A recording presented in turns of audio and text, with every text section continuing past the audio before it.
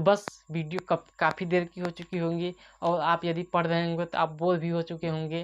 तो बोर नहीं होना है मेरे साथी, कुछ पाने के लिए कुछ तो खोना पड़ेगा। नींद चैन को त्यागो तुम, अपने लक्ष्य की ओर भागो तुम।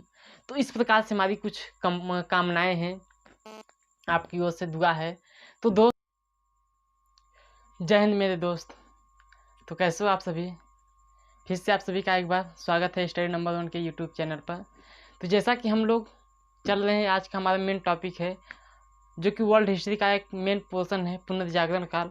हम लोग उसको डिस्कस करेंगे और उम्मीद करूंगा कि आप सभी को बेहद पसंद आएगा। और वीडियो को यदि पसंद आएगा तो वीडियो को लाइक कर दीजिएगा और अपने दोस्तों के साथ शेयर कर दीजिएगा। तो चलिए दोस्तों, सबसे हिस्ट्री का मेन पोर्शन होता है वर्ल्ड हिस्ट्री। यानी कि वर्ल्ड हिस्ट्री में बहुत लोगों को तो समझ में नहीं आता कि वर्ल्ड हिस्ट्री किस प्रकार से वर्ल्ड हिस्ट्री का किस प्रकार से क्रम चलता है और किस प्रकार से हम लोग उसको याद करें।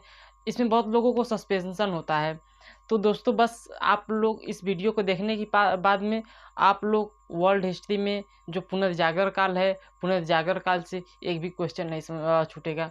और हाँ, इतना ही नहीं बल्कि आप सभी को क्लास में ही याद हो जाएगा। जितने भी प्रश्न बताऊंगा आपको क्लास में ही याद हो जाएगा। इसलिए आप वीडियो के लास्ट तक बने रहिएगा।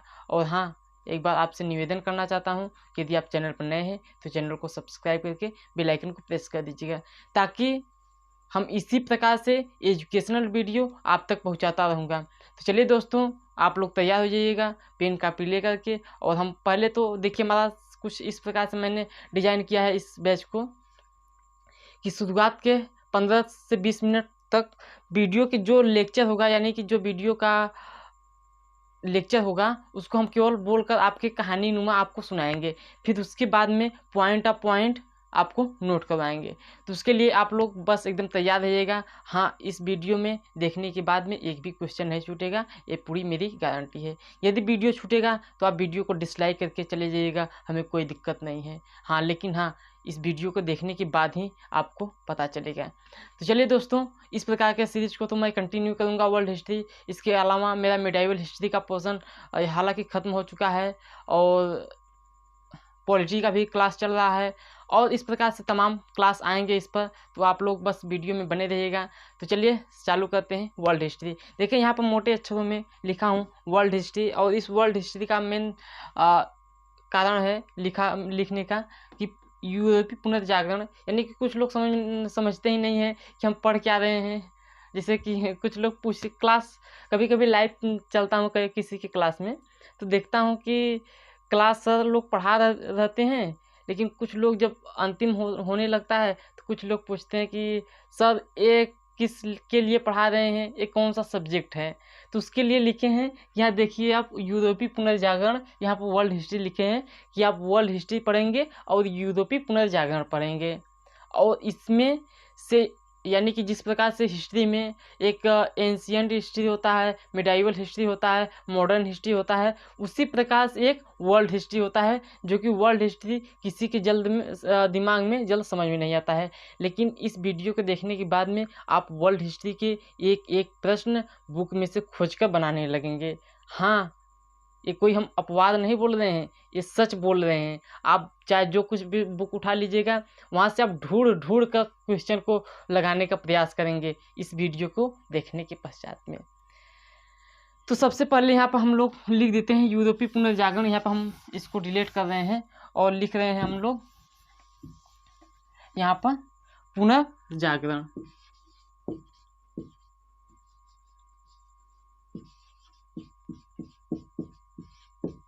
पुनर्जागरण। अब थोड़ा सा सबसे पहले इसके बैकग्राउंड के विषय में चलते हैं कि पुनर्जागरण क्या है और कब से शुरुआत होता है। तो सबसे पहले आप यहाँ से जानिएगा कि पुनर्जागरण काल यानी कि पुनर्जागरण काल का उदय कब से होता है। तो 15वीं शताब्दी से लेकर के 16वीं शताब्दी तक आप लोग नोट डाउन कीजिएगा कि 15वीं शताब्दी से लेकर के 16वीं शताब्दी के बीच में पुनर्जागरण काल का आरंभ माना जाता है। पुनर्जागरण काल का आरंभ माना जाता है। अब थोड़ा सा बैकग्राउंड में चलते हैं कि पुनर्जागरण क्या होता है।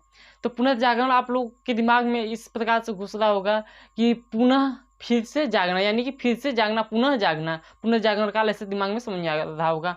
तो बस वही है, यानी कि कोई व्यक्ति पहले जागा था, फिर बीच में सोया, फिर जागना। तो यानी पहले जागा था, फिर सोना, फिर पुनः जागना, उसी को क्या कहते हैं, पुनर्जागरण काल। जैसे कि हम लोग सोते हैं, फिर जागते हैं, फिर सोते हैं, इस प्रकार से प्रक्रिया लगती रहती है। तो हम लोग सुबह जब जगते हैं तो लोग कहते हैं कि इसमें जागरण का टाइम है, आप लोग जाग जाइएगा। तो उसमें जागरण का और वहीं बार बार प्रक्रिया होने की वजह से क्या कहा जाता है, पुनः जागरण, यानी कि पुनर्जागरण। तो उसी प्रकार से पहले के लोग जो यूरोपीय लोग थे, यूरोप को तो आप लोग जानते ही होंगे, एशिया के बगल में है, अफ्रीका के ऊपर साइड का उसका लोकेशन है, कि यूरोप में पहले लोग जागृत थे। फिर कुछ समय बाद रोमन साम्राज्य का विस्तार हुआ। रोमन साम्राज्य के विस्तार के बाद में जब रोमन साम्राज्य पूरा पतन हो गया, तो पतन होने के पश्चात में पूरे यूरोप में एक अंधविश्वास फैल गई, और अंधविश्वास फैलने की वजह से वहाँ का जो समाज था, वहाँ का लोग था, वो सोया पड़ गया, यानी कि उसी को कहते हैं सोया। उसके पहले जब रोमन साम्राज्य का विस्तार नहीं हुआ था तो उस समय यूरोपीय लोग जागे थे।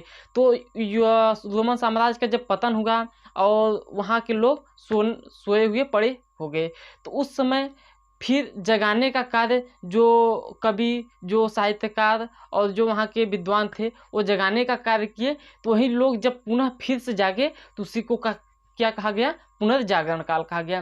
तो अब सबसे पहले क्वेश्चन बनता है कि पुनर्जागरण काल का, यानी कि पुनर्जागरण का श्रेय किसे दिया जाता है, पुनर्जागरण के संस्थापक कौन है।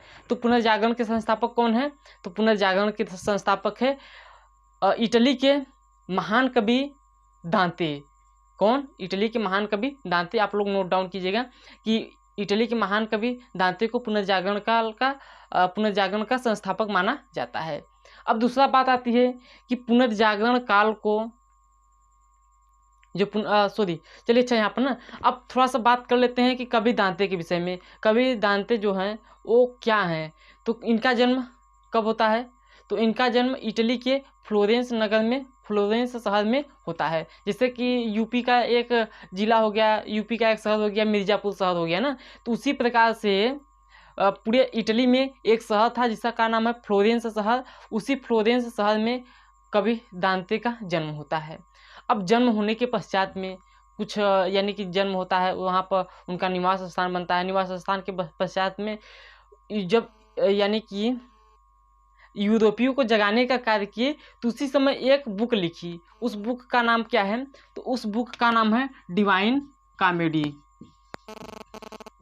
उसका क्या नाम है, डिवाइन कॉमेडी, डिवाइन कॉमेडी। अब देखिए डिवाइन कॉमेडी क्या है, डिवाइन कॉमेडी और लाइफ डिवाइन, अभी आगे चलते हैं ना। तो डिवाइन कॉमेडी पहले बात करेंगे। तो डिवाइन कॉमेडी क्या है, देखिए डिवाइन कॉमेडी ना, सबसे पहले हम लोग बात करेंगे डिवाइन कॉमेडी की होता है। तो ये जो डिवाइन कॉमेडी लिखे हैं ना, ये किसकी रचना है, तो दांते की, ये दांते की रचना है डिवाइन कॉमेडी। अब डिवाइन कॉमेडी में कहोगे कि डिवाइन कॉमेडी में क्या था, उसके विषय में थोड़ा सा बैकग्राउंड के विषय में चर्चा कीजिए। तो हाँ देखिए जो डिवाइन कॉमेडी था उसके विषय में हम लोग थोड़ा सा चर्चा कर रहे हैं। तो डिवाइन कॉमेडी एक प्रकार का काव्य, यानी कि एक प्रकार का उनकी रचना थी दांते की, और उसमें उन्होंने क्या लिखा था उसके विषय में हम लोग चर्चा कर रहे थे। उसमें स्वर्ग एवं नर्क की काल्पनिक यात्राओं की, काल्पनिक घटनाओं की चर्चा किया गया था। ये जो है डिवाइन कॉमेडी है, इसमें स्वर्ग एवं नर्क के काल्पनिक घटनाओं की, काल्पनिक घटनाओं की इसमें रचना किया गया था। क्यों रचना किया गया था, क्यों, काल्पनिक होता क्या है, तो काल्पनिक होता है कि जो हम जिस स्थिति पर चल रहे हैं इससे 1000-2000 साल, यानी कि इससे पहले के सोचना, इस जो जिस समय हम चल रहे हैं इसके आगे के बारे में सोचना हमारा क्या हो जाता है, काल्पनिक हो जाता है। जैसे कि हम लोग इसमें पढ़ रहे हैं ना, तो पढ़ रहे हैं, इस समय हमारा वर्तमान स्थिति चल रही है। अब हम लोग सोचेंगे, अब हम कल्पना कर रहे हैं कि हम आगे चल कर के कोई सरकारी नौकरी के पद पर होंगे, फिर मेरी शादी विवाह हो जाएगी, बीवी बच्चे आ जाएंगे, 2 बच्चे हो जाएंगे। इस प्रकार से हम जो सोच रहे हैं वो हमारी काल्पनिक है। तो वहीं इसमें स्वर्ग और नर्क के विषय में काल्पनिक घटनाओं की यात्रा का विवरण किए हैं कौन, कवि दांते।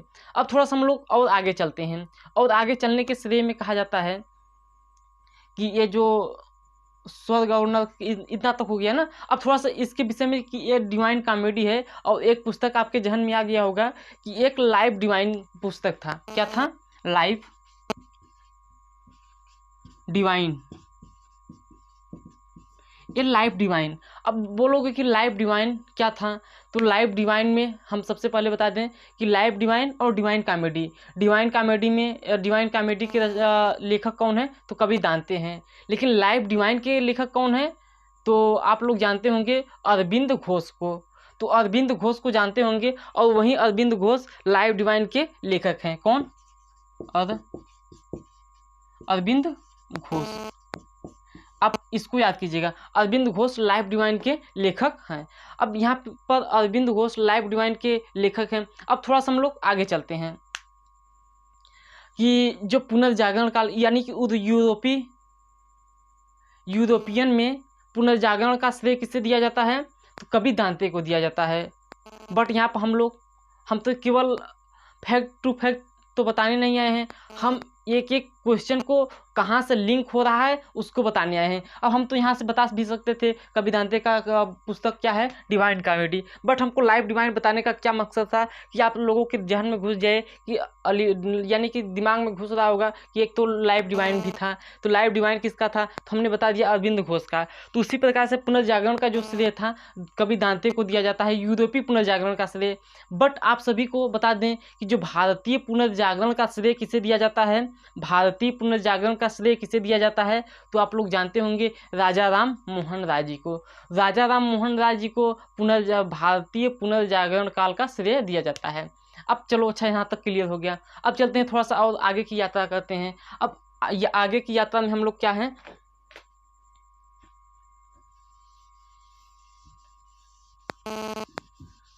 आगे की यात्रा में हम लोग चलेंगे। बहुत खूबसूरत क्वेश्चन बनता है यहाँ से।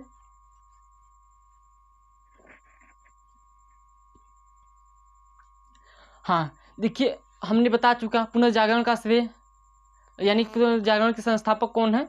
अग्रदूत कौन है? दांते हैं। भारत में राजा राम मोहन राय हैं। लेकिन अब पुनर्जागरण का संस्थापक तो वो हो गए, लेकिन अब इसको बढ़ाने का कार्य कौन, इसको शेयर करने का कार्य कौन किया? यानी कि पुनर्जागरण को बढ़ाने का कार्य किसने किया? हाँ, कौन किए? तो पुनर्जागरण को आगे बढ़ाने का श्रेय जाता है पेट्रार्क को। पेट्रार्क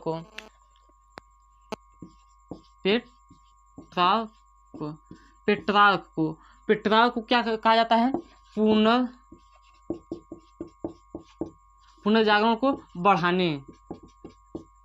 पुनर्जागरण को आगे बढ़ाने का श्रेय किसे दिया जाता है? तो पेट्रार्क को दिया जाता है। अब बात कहोगे कि पुनर्जागरण को बढ़ाने का श्रेय किसे दिया जाता है? पेट्रार्क को दिया जाता है। अब इतना तक आपको ध्यान में रखना है। अब देखिए, थोड़ा सा हम लोग आगे चलते हैं। पेट्रार्क को तो आप लोग मालूम हो गया होगा। अब थोड़ा सा आगे चलते हैं, तो आगे की लाइन में हम लोग बताएंगे कि आधुनिक विश्व का प्रथम राजनीतिक मैकियावेली को माना जाता है। यानी कि आधुनिक विश्व का प्रथम राजनीतिक मैकियावेली को माना जाता है। राजनीतिक मैकियावेली को माना जाता है। अच्छा, मैकियावेली को, अब मैकियावेली को क्यों माना जाता है? क्योंकि इन्होंने एक अपनी रचना किए हैं। कौन सी रचना है? तो द प्रिंस के लेखक हैं। मैकियावेली द प्रिंस के लेखक हैं। अच्छा, द प्रिंस के लेखक हैं।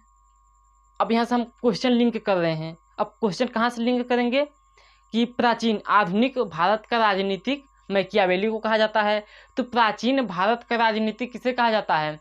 तो कौटिल्य और विष्णुगुप्त, और क्या उनका नाम है? कौटिल्य, विष्णुगुप्त, इस प्रकार से नाम है ना, चाणक्य नाम है। हाँ, कौटिल्य, विष्णुगुप्त, चाणक्य। तो उनकी प्राचीन भारत के राजनीतिक के जनक कौन है? कौटिल्य या विष्णुगुप्त या फिर चाणक्य, इस प्रकार से। अच्छा, अब पूछोगे कि वो क्यों है? तो उन्होंने अपनी एक रचना लिखा था जिसका क्या नाम है? अर्थशास्त्र। क्या नाम है? अर्थशास्त्र। तो उस अर्थशास्त्र की वजह से उन्होंने अपनी प्राचीन भारत में राजनीति के जनक कहे जाते हैं। अच्छा, अब बात आती है कि एक और क्वेश्चन यहाँ से डेवलप होता है, उस क्वेश्चन को बताइए सर।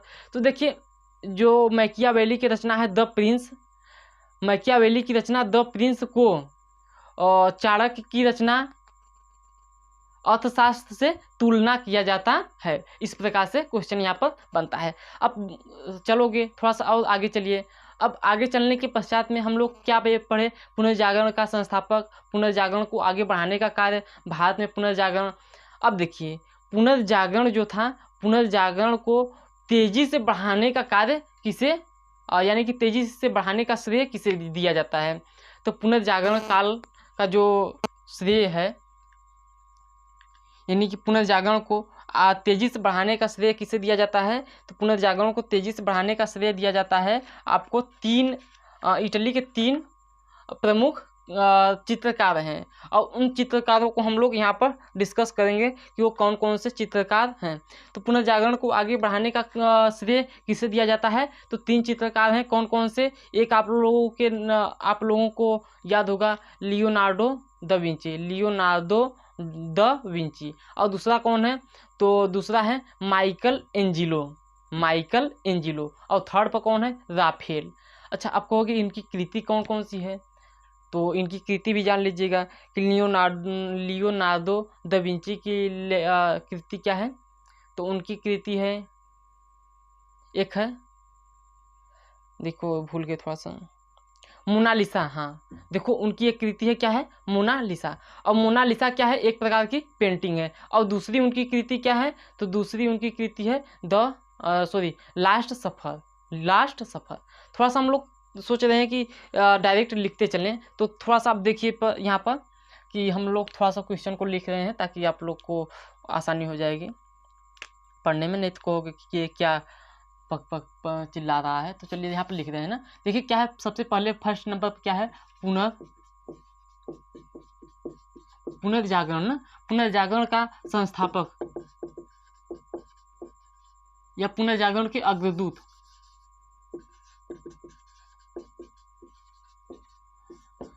कौन है? कवि दांते हैं पुनर्जागरण के अग्रदूत। और भारत में राजा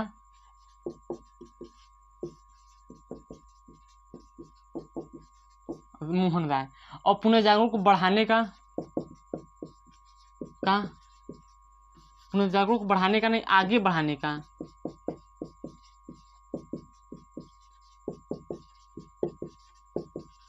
पुनर्जागरण को आगे बढ़ाने का श्रेय किससे जाता है? पेट्रोव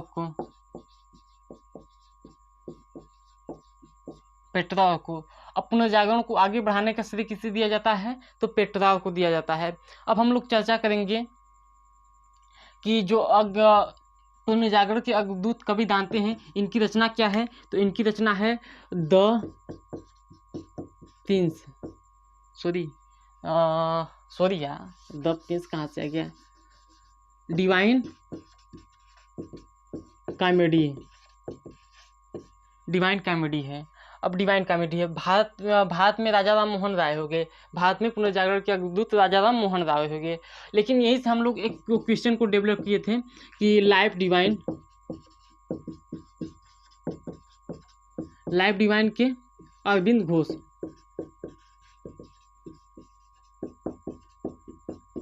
घोष। लाइफ डिवाइन के लेखक कौन है? तो अरविंद घोष हैं। अब आगे बढ़ाने का कार्य किसे दिया जाता है? तो पेट्रोव को दिया जाता है। आगे बढ़ाने का श्रेय पेट्रोव को दिया जाता है। अब पेट्रोव जो है, इन्होंने मानवतावाद का जनक है।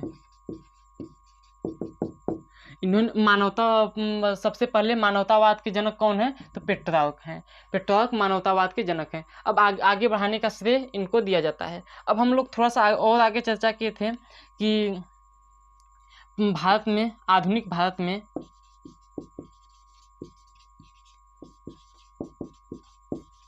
आधुनिक भारत में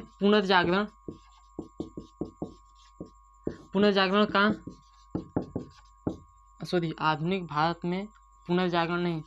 आधुनिक भारत में राजनीतिक के जनक कौन है?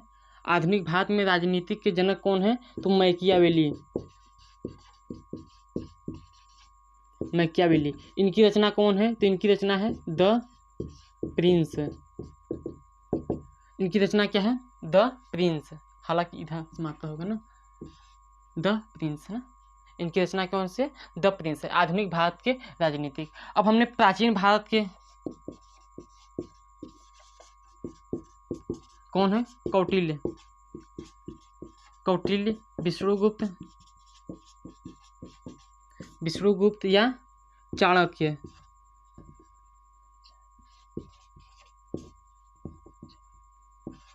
चाणक्य है ना, चाणक्य। अब इनकी रचना क्या थी? तो इन प्राचीन भारत में कौटिल्य, विष्णुगुप्त, चाणक्य ये राजनीतिक के जनक हैं। अब इनकी रचना क्या है? तो अर्थशास्त्र, अर्थशास्त्र इस प्रकार से है। अब हमने यहाँ तक तो कंप्लीट कर चुका हूँ। अब यहाँ पर देखिए थोड़ा सा एक पॉइंट जान लीजिएगा कि जो आधुनिक भारत में राजनीतिक के जनक मैकियावेली हैं, इनकी रचना जो द प्रिंस है इसकी तुलना अर्थशास्त्र से किया गया है। इतना तक आप लोग को ध्यान में रखना है। अब थोड़ा सा और चलते हैं आगे की ओर से, इतना तक। अब इसको डिलीट करते हैं। अब डिलीट करने के बाद हमने बताया था कि जो पुनर्जागरण काल है, पुनर्जागरण है, उसको आगे भी बढ़ाने का श्रेय जाता है। आगे यानी कि आगे बढ़ाने का श्रेय किसको दिया जाता है? तो पिट्रार्क को। अब लेकिन आगे बढ़ाने में तेजी जो रफ्तार होती है ना, तेजी से बढ़ाने का कार्य किसे दिया जाता है? श्रेय किसे दिया जाता है? तो इटली के ही कुछ वैज्ञानिक या कुछ चित्रकार होते हैं जिनका नाम हमने आपको बताया था। तो इटली के चित्रकार या कौन चित्रकार कह सकते हैं? तेजी से आगे ना,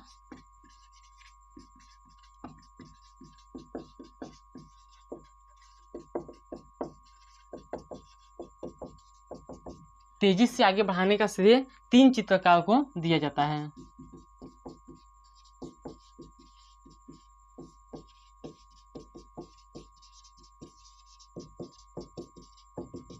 तीन चित्रकार को दिया जाता है। अब पहले फर्स्ट में कौन से आते हैं? तो फर्स्ट में आपके चित्रकार आ जाएंगे Leonardo da Vinci. Leonardo da Vinci, Leonardo da Vinci. अब सेकंड नंबर पर कौन आएंगे? तो माइकल एंजिलो।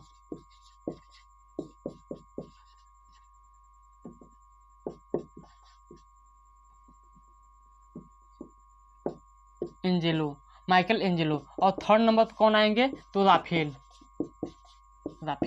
अब देखिए थोड़ा सा बात करते हैं कि लियोनार्डो द विंची की रचना क्या है। तो लियोनार्डो द विंची की रचना है मोनालिसा। मोनालिसा। और दूसरी क्या है? तो दूसरी है आपकी द लास्ट सफर।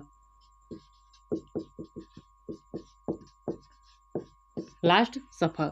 अब देखिए माइकल एंजिलो है ना, तो माइकल एंजिलो की रचना क्या है? तो माइकल एंजिलो की रचना है आपका एक जिसे कहा जाता है the last judgment. The last judgment. अब कहोगे दूसरी इनकी रचना कौन सी है? तो इनकी दूसरी रचना है the fall of Michael Angelo.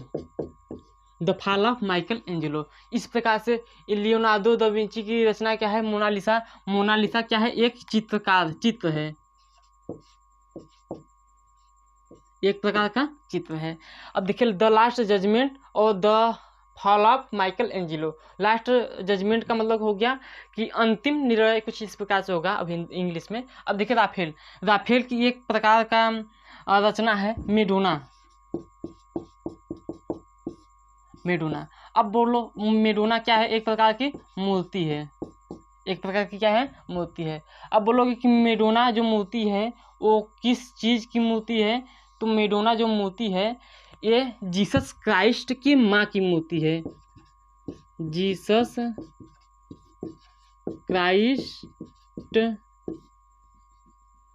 Christ के माँ की मूर्ति है। बात क्लियर?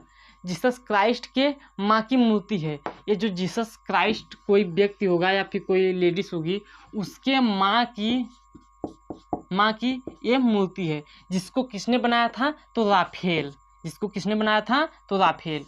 यहाँ से आप लोग याद कीजिएगा। देखिए, लियोनार्डो द विंची की रचना क्या है? मोनालिसा। द लास्ट सफर इनकी रचना है। माइकल एंजेलो की रचना क्या है? The last judgment, the fall of Michelangelo. अब इसको याद करने के लिए कोई दिक्कत तो नहीं है, माइकल एंजेलो है जो कि माइकल एंजेलो की रचना है, बस आगे क्या लगाना है? द फॉल ऑफ लगाना है। और यहाँ पे क्या है? The last judgment. आप लोग याद कीजिएगा कि द लास्ट जजमेंट यानी कि अंतिम निर्णय, इस प्रकार से कुछ याद करना होगा आपको। और फिर यहाँ पे देखिए, यहाँ पे क्या है? राफेल का ना, तो राफेल का क्या है? मेडोना। और आप लोग याद कीजिएगा कि जीसस क्राइस्ट की माँ की मूर्ति है, इस प्रकार से। अब थोड़ा सा आगे चलते हैं। ये क्या थे? ये तीनों क्या थे? अब भूल गए क्या? ये तीनों वही हैं, तीनों वही हैं जो कि पुनर्जागरण को आगे तेजी से आगे बढ़ाने का कार्य किए थे। आगे बढ़ाने का कार्य तो पेट्रार्क का है, बट तेजी से आगे बढ़ाने का कार्य कौन है? ये तीनों का है। कौन है? लियोनार्डो द विंची है, माइकल एंजेलो है, राफेल है, इस प्रकार से है। अब देखिए, थोड़ा सा और आगे चलते हैं। और आगे क्या है? देखिए थोड़ा सा और आगे, इस प्रकार से इसको डिलीट कर रहा हूँ ना। अब थोड़ा सा और आगे चलेंगे, आप लोगों को बहुत अच्छे से समझ आएगा।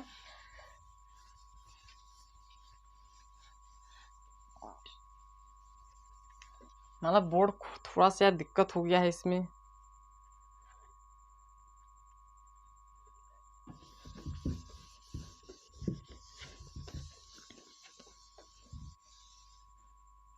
अब देखिए, यहाँ तक तो बात आपकी क्लियर हो जाती है कि कौन बढ़ाया, कौन तेजी से बढ़ाया, इस प्रकार से जो भी बातें हैं वो क्लियर हो गई। अब थोड़ा सा चलते हैं कि पुनर्जागरण काल में ना थोड़ा सा कुछ सिद्धांत भी मिले थे। वो कौन कौन से सिद्धांत है और किसने दिया था?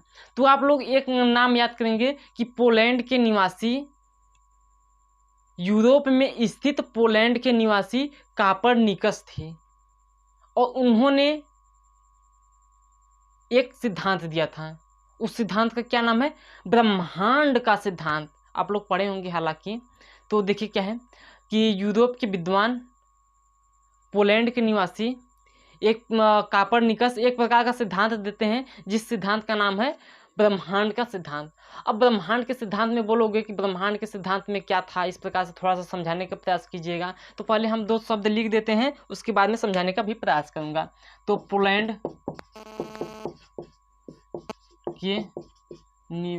के निवासी विद्वान पोलैंड के निवासी कापरनिकस एक प्रकार का सिद्धांत देते हैं। उस सिद्धांत का क्या नाम है? ब्रह्मांड।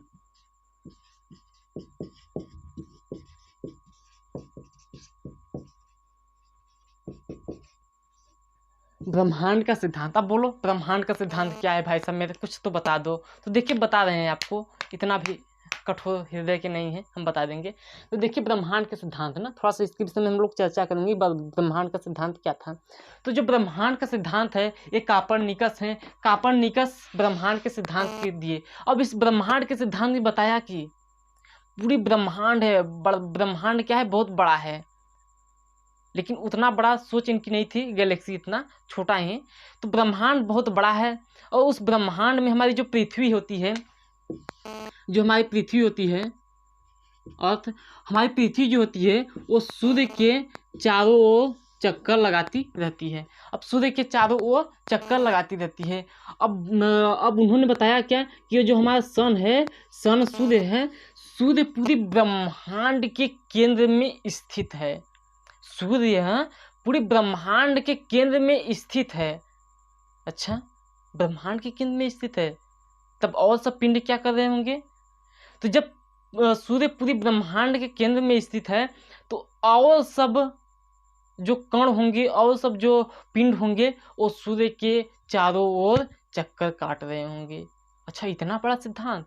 हाँ मेरे भाई साहब, इतना बड़ा सिद्धांत इन्होंने दिया, ब्रह्मांड का सिद्धांत पोलैंड के निवासी विद्वान कापरनिकस ने दिया। अच्छा भाई साहब, कापरनिकस ने इतनी बड़ी सिद्धांत दे दी। अच्छा, तब अब बताओ कि थोड़ी सी और आगे चर्चा करेंगे कि जो पोलैंड के निवासी हैं कोपरनिकस ना, इनसे पहले एक लोग दिए थे, उसके विषय में चर्चा करो। तो वो कौन थे? देखो एक मिनट। तो जो इसके पहले एक विद्वान थे, कहाँ के? यूरोपीय विद्वान।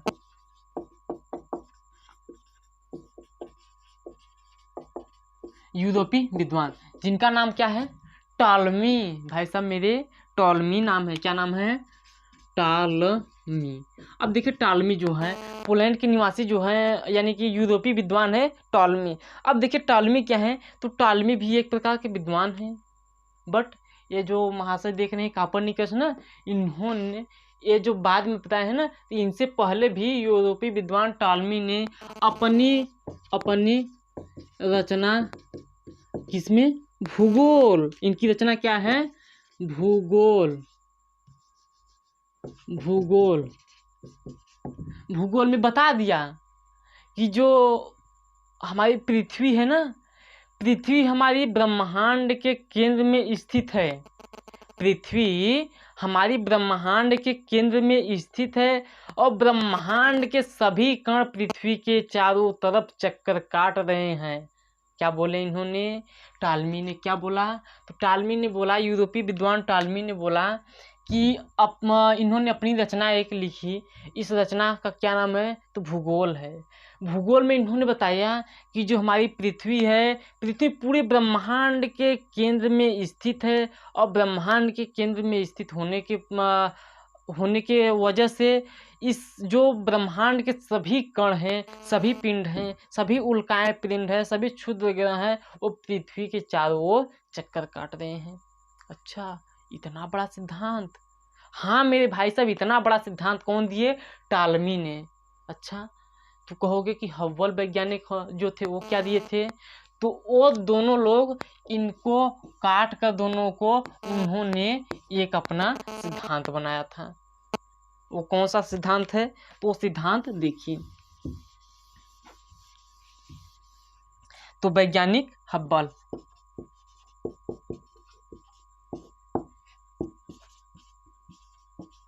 वैज्ञानिक हब्बल। अब देखिए मेरे भाई साहब, ये जो वैज्ञानिक हब्बल दिख रहे हैं ना, इन्होंने दूरबीन लगाया।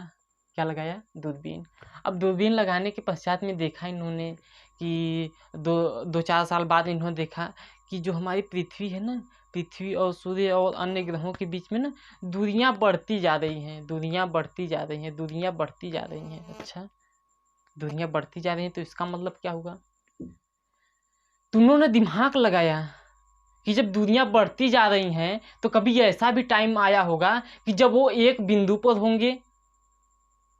तो कहा हाँ मेरे भाई साहब, ऐसा तो हो सकता है कि जब इस समय बढ़ रहे होंगे तो करोड़ों लाखों वर्ष पहले की हम बात करें, करोड़ों लाखों वर्ष पहले की बात हम करें तो वह कोई एक बिंदु पर होगा। अच्छा, यहाँ पर दिमाग उनका काम किया। जैसे कि क्या हुए, यहाँ से इन्होंने दूरबीन लगा करके देखा है ना, यहाँ से इन्होंने दूरबीन लगा कर देखा। अब देखें कि ये जो पिंड है और ये जो पिंड है, इसमें क्या हो रहा है? इस प्रकार से वृद्धि हो रही है, यानी कि इसमें तनाव बढ़ रहा है। तो इन्होंने दिमाग लगाया कि जब इस प्रकार से ऐसे तनाव बढ़ रहा है तो कभी एक पॉइंट यहाँ पे रहा होगा, जबकि ये दोनों पिंड मिल करके एक छोटे से दाने जैसा हो जाए, मटर के दाने जैसा हो जाए। कहा हाँ मेरे भाई साहब, ये तो करेक्ट बात कहा। कौन? वैज्ञानिक हब्बल ने। तब यहाँ पर एक सिद्धांत निकलती है कि ये जो ब्रह्मांड का विस्तारित सिद्धांत यहाँ से निकलता है। फिर इन्होंने बताया कि अच्छा, ये ब्रह्मांड के विस्तारित सिद्धांत पर बताया कि इन्होंने कि जब ये दोनों एक जगह पर होंगे, एक जगह पर जब छोटे से मटर के दाने पर या छोटे से कण में जब रहा होंगे तो वहाँ उसमें बहुत अधिक घनत्व आ गया होगा, घनत्व होगा और उसमें उसका जो द्रव्यमान था बहुत अधिक होगा। तो जब द्रव्यमान और घनत्व बहुत अधिक होगा तो उसमें खूब विस्फोट होगी, वही विस्फोट की वजह से ये बढ़ता चला जा रहा है। अच्छा, ये तो बात यहाँ तक थी इनका जो सिद्धांत था वैज्ञानिक का, यूनिवर्स एक्सपेंडेड थ्योरम। अब चलते हैं इनकी जो बात की, इन दोनों की बात को काट करके इन्होंने एक नया सिद्धांत दिया। तो उस सिद्धांत को हम लोग चर्चा कर रहे हैं। तो इन्होंने बताया कि न तो हमारी पृथ्वी ब्रह्मांड का केंद्र है और न ही हमारी सूर्य ब्रह्मांड का केंद्र है। तो कुछ वैज्ञानिक सोचे ये क्या बेमतलब की बात कर रहे हैं, तो कहा नहीं, बात हम तो सही कर रहे हैं कि न तो ये ब्रह्मांड में पृथ्वी केंद्रित है और न ही सूर्य केंद्रित है, बल्कि ये जो सूर्य है, सूर्य के जैसे लाखों करोड़ों तारे, सूर्य के जैसे लाखों, इस जो सूर्य है, सूर्य के जैसे लाखों करोड़ों तारे मिल करके एक प्रकार का आकाश गंगा का निर्माण कर रहे होंगे। छोटे छोटे सूर्य जैसे कई तारे लाखों असंख्यों की अपेक्षा में इस आकाश गंगा का निर्माण कर रहे होंगे। कहा मेरे भाई साहब, इतना बड़ा आकाश गंगा।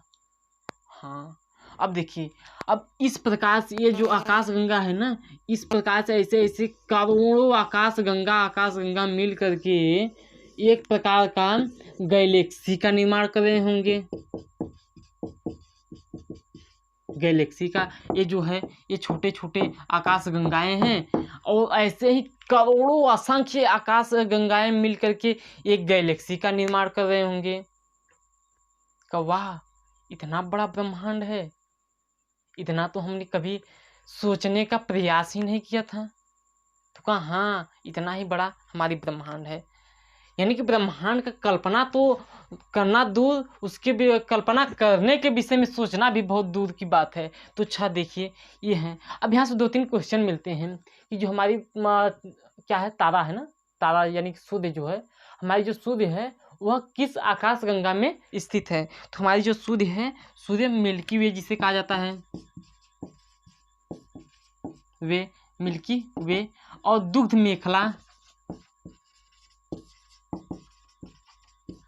मेखला, इस प्रकार से हमारे जो सूर्य है जिस आकाश गंगा में है उसका इस प्रकार से नाम दिया जाता है। और एक नाम और है मंदाकिनी, दुग्ध मेखला, मिल्की वे और मंदाकिनी। 1 मिनट थोड़ा सा हमने स्याही को डाल लूँ, इसमें मार्कर में थोड़ा सा स्याही कम है इसलिए थोड़ा सा डाल लेते हैं, तब तक आप लोग समझिएगा। यानी कि हमने जो बताया कि जो मिल्की वे है, मिल्की वे, तो जो तारे हैं, कई तारे मिल करके एक प्रकार की आकाश गंगा बनाते हैं। अब आकाश गंगा बनाते हैं, अब कई आकाश गंगाएं मिल करके एक प्रकार का गैलेक्सी बनाते हैं। कई आकाश गंगाएं मिल करके एक प्रकार का गैलेक्सी बनाते हैं। अब कई गैलेक्सी अच्छा, इस प्रकार से कई गैलेक्सी बनाते हैं। तो अब बात आती है कि जो हमारी जो आकाश गंगाएं हैं, हम यानी कि हमारी जो सूर्य तारा है एक प्रकार का, जो सूर्य जिस तारे में है उस तारे का यानी कि उस आकाश गंगा का क्या नाम है। तो उस आकाश गंगा का क्या नाम है, मिल्की वे है। क्या है, मिल्की वे है, और मंदाकिनी है, और दुग्ध मेखला है, इस प्रकार से नाम है। अच्छा साहब, इतना बड़ा नाम है। हाँ भाई साहब मेरे, इतना बड़ा नाम है। अब देखिए, थोड़ा सा और आगे चलेंगे हम लोग, तो थोड़ा सा और आगे में हम लोग चर्चा करेंगे। थोड़ा सा और आगे में हम चर्चा करेंगे कि जो वैज्ञानिक हब्बल है ना, थोड़ा सा इनके विषय में हम लोग चर्चा करेंगे। अच्छा, तो जो वैज्ञानिक हब्बल हैं, इन्होंने बताया कि सूर्य के चारों ओर पृथ्वी एक दीर्घ वृत्ताकार गति में चक्कर काट रही होगी। दीर्घ वृत्ताकार गति में चक्कर काटती रहती है। अच्छा, इसको थोड़ा सा डिलीट कर दे। अच्छा, हमको देखने में अच्छा नहीं लग रहा है, यानी कि बहुत बुरा लग रहा है। ये जो बनाए हैं, मंदाकिनी है और आकाश गंगाएं हैं, इसको देखने में हमको भी ज़रा सा भी अच्छा नहीं लग रहा है। इसको मिटा ही दे तभी अच्छा लगेगा।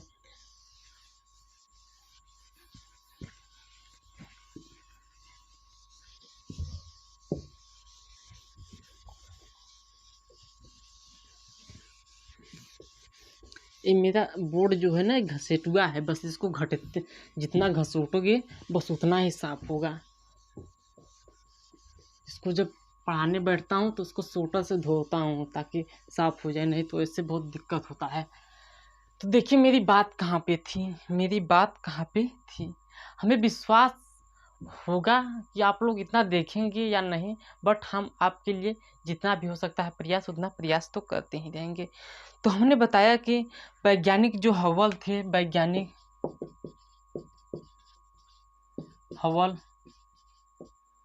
जो हवल थे, इन्होंने बताया कि जो पृथ्वी है हमारी ना, सूर्य के चारों ओर पृथ्वी सूर्य के चारों ओर दीर्घ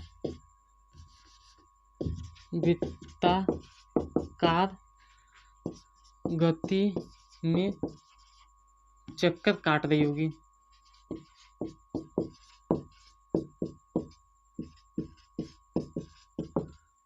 चक्कर काट रही है। अच्छा, कहोगे भाई साहब दीर्घ वृत्ताकार पथ क्या होती है? तो दीर्घ वृत्ताकार पथ यानी कि हमारा इस प्रकार से पथ, बीच में सूर्य है। बीच में क्या है? तो बीच में हमारी सूर्य है। अब सूर्य है, बीच में क्या है? सूर्य है। अब सूर्य है, यहाँ पर सन है। अब देखिए अर्थ यहाँ पर हो सकता है, अर्थ यहाँ पर हो सकता है, अर्थ यहाँ पर हो सकता है, अर्थ यहाँ पर हो सकता है। अच्छा मेरे भाई साहब, यहाँ पर अर्थ ऐसा मतलब क्या हुआ? तो इसका मतलब यही हुआ कि जो पृथ्वी है सूर्य के चारों ओर चक्कर दीर्घ वृत्ताकार पथ में काट रही है। तो दीर्घ यहाँ पर हम बनाते हैं सूर्य का जो इमेज है। चलो अच्छा यहीं पर बनो तो क्या दिक्कत है सब ना। अब देखिए इस वजह से पृथ्वी कभी यानी कि जो पृथ्वी है, ये पृथ्वी है, सूर्य है ना, तो पृथ्वी कभी दूर हो जाती है और कभी नज़दीक। तो जो दूर हो जाती है और कभी नज़दीक हो जाती है। तो जो दूर हो जाती है यानी कि औसत गति से दूर हो जाती है, तो उसे क्या कहेंगे? उच्च सौर या अपसौर, या फिर क्या कहेंगे? पेरीहेलियन, सॉरी एपीहेलियन कहेंगे। अच्छा, और इस गति पर करते करते एक समय अर्थ सूर्य के नज़दीक हो जाएगी, तो उस समय क्या कहेंगे? निम्न सौर या अपसौर, उपसौर अपसौर ना, हाँ, तो उपसौर कहेंगे। निम्न वाले पे क्या कहेंगे? जब यहाँ पर होगा तो यहाँ पे क्या कहेंगे? उपसौर कहेंगे या निम्न सौर कहेंगे, या फिर कहेंगे पेरीहेलियन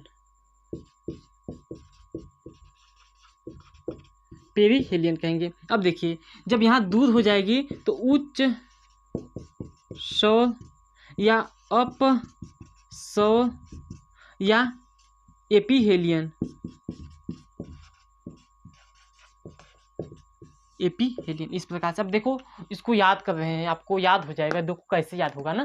देखिए उपसौर निम्न सौर यानी उपसौर निम्न सौर पेरीहेलियन, यानी कि जब नज़दीक में आ जाएगा, पास में आ जाएगा, जब नज़दीक में आ जाएगा, पास में आ जाएगा ना, तो पास में यानी कि निम्न, पास निम्न हो जाएगा, इतना तो याद हो जाएगा। अब उपसौर यानी उपसौर का मतलब क्या होता है? उपसौर मतलब कि छोटा में, और अपसौर मतलब बड़ा में, यानी कि जब दूर हो तो अपसौर और जब निम्न हो तो उपसौर। तो जब हमारा दूर हो रहा है तो उपसौर हो रहा है, अब नज़दीक हो रहा है तो अपसौर। उपसौर अपसौर हमने थोड़ा सा गलती लिख दिया। जो उपसौर है यहाँ पर अपसौर रहेगा, यहाँ पर उपसौर रहेगा, उपसौर रहेगा। उपसौर मतलब अपसौर ना,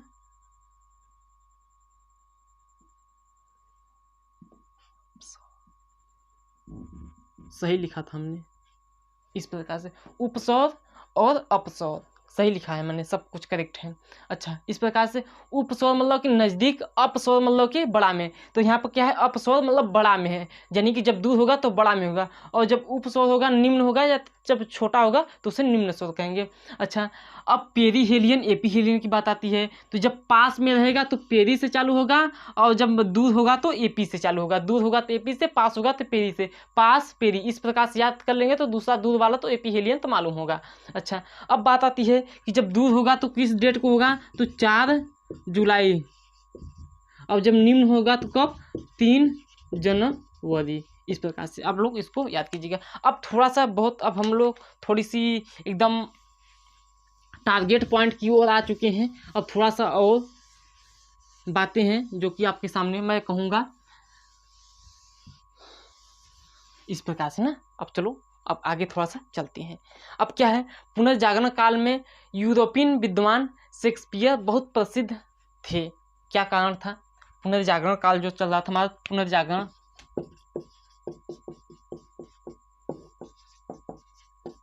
काल में शेक्सपियर बहुत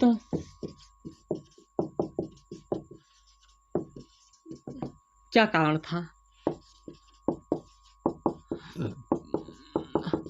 तो इन्होंने कई रचनाएं लिखी जो कि इनकी रचनाएं इस प्रकार थी, यानी पुनर्जागरण काल में शेक्सपियर बहुत प्रसिद्ध थे। क्यों प्रसिद्ध थे? क्योंकि इन्होंने बहुत रचनाएं लिखी और उस रचनाओं के बाद दौलत में यानी कि यूरोप में पुनर्जागरण, यानी कि जैसे कि उच्च विचार एटीट्यूड वाला जो भाषा होती है ना, यानी कि मोटिवेशन वाला भाषा, उस प्रकार कवि यानी कि अपने राष्ट्र के लिए कुछ कर गुजरने के लिए उन्होंने रचनाएं की, काव्य की रचनाएं की। इस प्रकार से वहाँ के लोग जो पढ़ते थे उसके अंदर एक प्रकार अलग प्रकार की ऊर्जा उत्पन्न हो जाती थी, जिससे कि वहाँ पर जागने का कार्य प्रसारण किया गया। तो वो रचनाएं कौन कौन सी हैं यहाँ पर हम लोग देख लेते हैं एक नज़र में। वो रचनाएं हैं, एक मैकबेथ है, मैकबेथ है। और एक और रचना इनकी बहुत प्रसिद्ध है, आप लोगों के जहन में घुस चुका होगा कि Romeo and Juliet. Romeo and Juliet है ना, जूलियट, रोमियो एंड जूलियट। और एक कक्षा 10वीं या 12वीं, शायद 10वीं में कि 12वीं में है, जो कि आप लोग बहुत अच्छे से पढ़ रहे होंगे, merchant of Venice, merchant of Venice. ये देखिए, Macbeth, Romeo and Juliet, merchant of Venice. और एक है as you like it, as you like it, इस प्रकार से है। मैकबेथ है, रोमियो एंड जूलियट है, मर्चेंट ऑफ वेनिस है, एज यू लाइक इट। इस प्रकार से देखिए मेरे भाई साहब, इस प्रकार से पुनर्जागरण में शेक्सपियर बहुत प्रसिद्ध थे। अब देखिए, पुनर्जागरण में शेक्सपियर यूरोपीय शेक्सपियर थे, बहुत प्रसिद्ध थे। अब भारत में भारत का शेक्सपियर किसे कहा जाता है? भारत का शेक्सपियर किसे कहा जाता है? तो भारत का शेक्सपियर महामूर्ख नहीं कहेंगे, भारत का जो शेक्सपियर है उसे कालिदास को कहा जाता है। हाँ, कालिदास को, मेरे भाई साहब, तो कालिदास को कहा जाता है। अब कालिदास को क्यों कहा जाता है? कालिदास ने क्या क्या किए? तो कालिदास ने भी कई रचनाएं लिखी, उनका भी रचनाएं लिख देता हूँ। कालिदास, भारत का शेक्सपियर,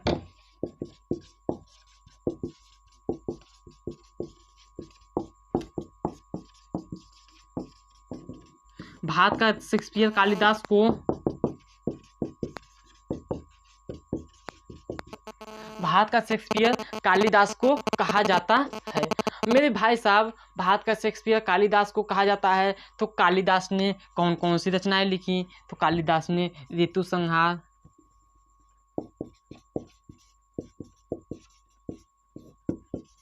कुमार संभवम,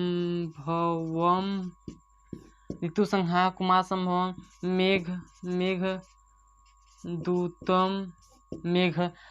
ऋतु संहार, कुमार संभवम, मेघदूतम, और हो सकता है आपका रघुवंशम,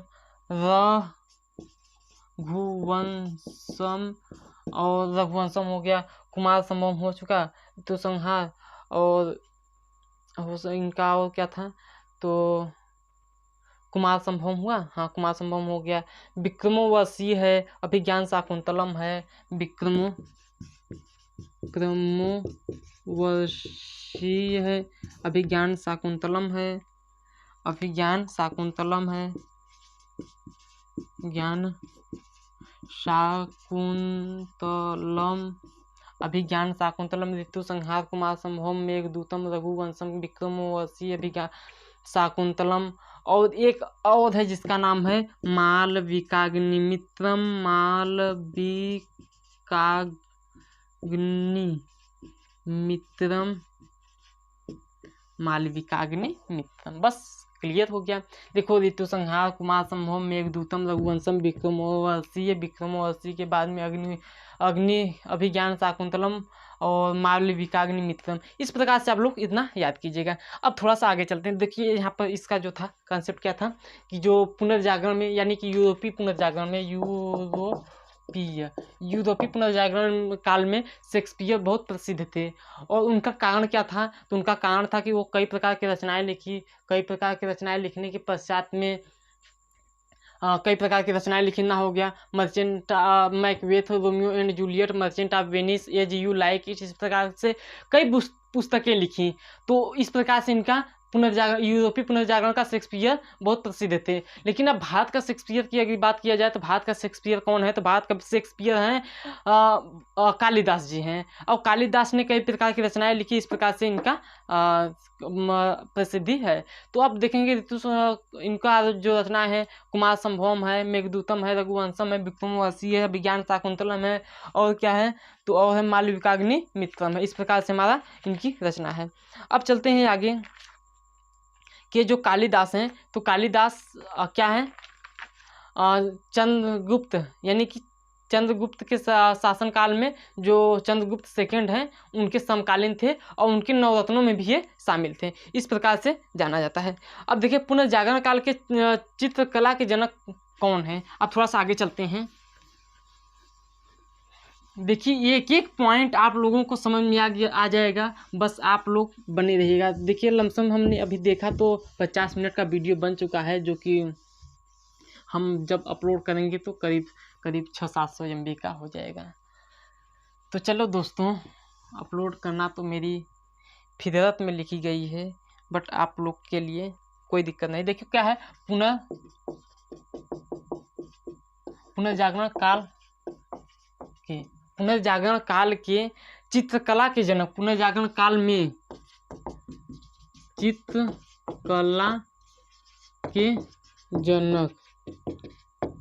चित्रकला के जनक कौन है? तो जियाटो को कहा जाता है। जियाटो को कहा जाता है। पुनर्जागरण काल में चित्रकला के जनक किसे कहा जाता है? तो जियाटो को कहा जाता है।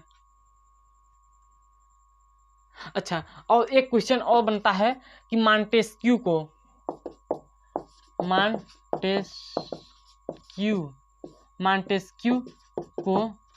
पुनर्जागरण का नायक कहा जाता है।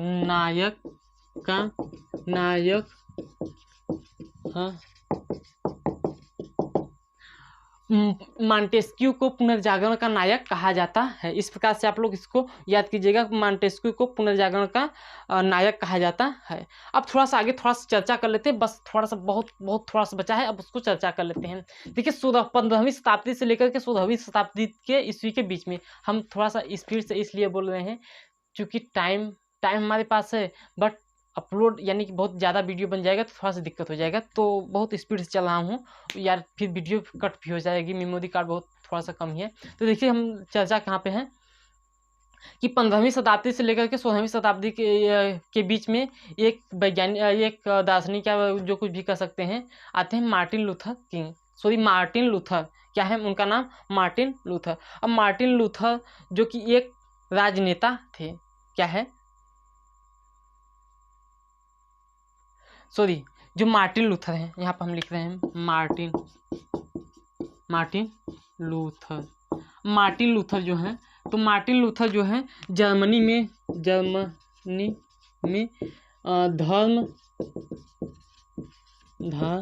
धर्म सुधार के जनक हैं। इस प्रकार से, यानी कि मार्टिन लूथर को यदि पूछा जाए तो धार्मिक आंदोलन के जनक है। धर्म सुधार में धार्मिक आंदोलन